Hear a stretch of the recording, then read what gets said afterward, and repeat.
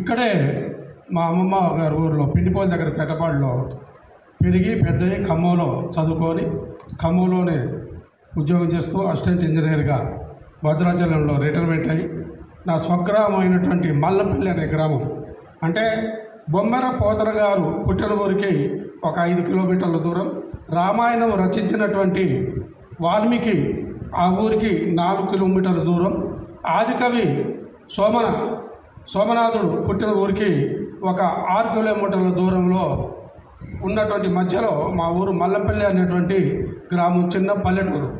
నేను రిటైర్మెంట్ అయిన తర్వాత దానికంటే ముందే సద్గురు సేవా ఫౌండేషన్ అనేటువంటి ఒక ఆర్గనైజేషన్ స్థాపించి, అంతకుముందు త్రివేణి కల్చరల్ అసోసియేషన్ అనేది ఉండేది. దాని కాకుండా దీన్ని సద్గురు సేవా ఫౌండేషన్ అనేటువంటి ఒక ఫౌండేషన్ నిర్మించి అక్కడికి మా మల్లంపల్లి గ్రామానికి పోతూ అక్కడ 20 రోజులు ఇక్కడ 10 రోజులు ఉండటం జరుగుతుంది. ఆ సంస్థ తరపు నుంచి అంటే 2026 జనవరి నుంచి ఖమ్మం, జనగామ జిల్లా, మహబూబాద్ జిల్లా, వరంగల్ జిల్లా ఈ 3 జిల్లాలకు సంబంధించినటువంటి గాయకులకు ఈ కళారంగంలో పనిచేస్తున్నటువంటి వారికి ఎవరైనా కూడా ఉన్నట్టయితే వాళ్ళు నిష్ణాతులు అయినటువంటి వారు, ఇవి వాళ్ళకి ఏదైనా బిరుదు ఇచ్చామంటే కరెక్ట్, అతనికి ఇచ్చింది కరెక్ట్ అనాలి. బిరుదుని అతని టాలెంట్ని కనుక్కొని ఆ టాలెంట్కు తగినటువంటి బిరుదు ఇస్తే అది సాధకం. కానీ ఆ బిరుదు కొనుక్కొని మనం పెట్టుకుంటే అది ఎవరికి తెలియనటువంటి విషయం, మనమే చెప్పుకోవాలి. అలా కాకుండా మా సద్గురు సేవ ఫౌండేషన్ తరపు నుంచి వచ్చే సంవత్సరం జనవరి 26 అప్పటి నుంచి ఒక అవార్డు ప్రదానం చేయాలనుకుంటున్నాం. దాంట్లో మొదటి పేరుగా దేవిప్రియ గారి పేరుని గానంలో 40 సంవత్సరాల నుంచి చూస్తుంది కాబట్టి గాన కళ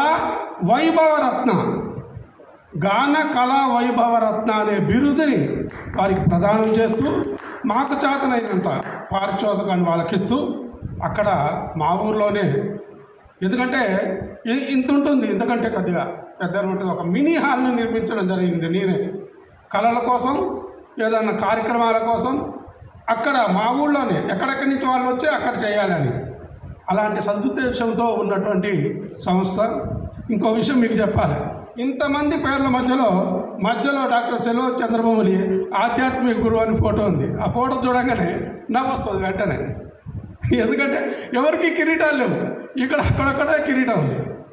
ఆ కిరీటం మరి విద్యాసాగర్ గారికి ఒక కార్యక్రమానికి అడిగినప్పుడు 3 ఫోటోలు ఇవ్వంటే మామూలు ఫోటోలు 2 ఇచ్చాను, దాంట్లో కూడా ఇది ఇచ్చాను. ఆ కిరీటం మామూలు కిరీటం కాదు, మా ఊరు పల్లెటూరు, ఆ పల్లెటూరుకు సంబంధించినటువంటి వాళ్ళందరూ కూడా ఏకమయ్యి ఇంతటి గురువు గారు గొప్పవాడు అని నన్ను గుర్తించి ఆ ఊరిలో ఇంటికి కొంత వేసుకొని 2 లక్షలు పోగు చేసి ఆ కిరీటాన్ని చేసి నేను నడుస్తున్నటువంటి దారంతా కూడా పూలతో చల్లి ఊరంతా పండగ చేసుకొని పెట్టినట్టు కిరీటం. ఆ కిరీటం తెలియనటువంటి వాళ్ళు చూడంగానే నవ్వుకుంటారు, ఎందుకంటే మా మనవరాలే నా సెల్లో ఆ ఫోటో చూసి అమ్మమ్మ తాతయ్య కిరీటం ఏంటి ఇది అని నవ్వింది. గురువుని నవ్వేటట్టు కాకుండా ఆశీర్వచనం పొందేటట్టు చేయాలని ఏదైనా మీలోని ఒకటిగా నన్ను అలా ఫోటోలు పెట్టండి. ఎందుకంటే మా ఊరికి నేను పోయిన తర్వాత మా ఊరిలో ఉన్నటువంటి పూరిగిడ్సలన్నీ కూడా 200 ఇళ్ళు, 3 అంతస్తుల బిల్డింగులు, 2 అంతస్తుల బిల్డింగులు, ఊరే మారిపోయింది.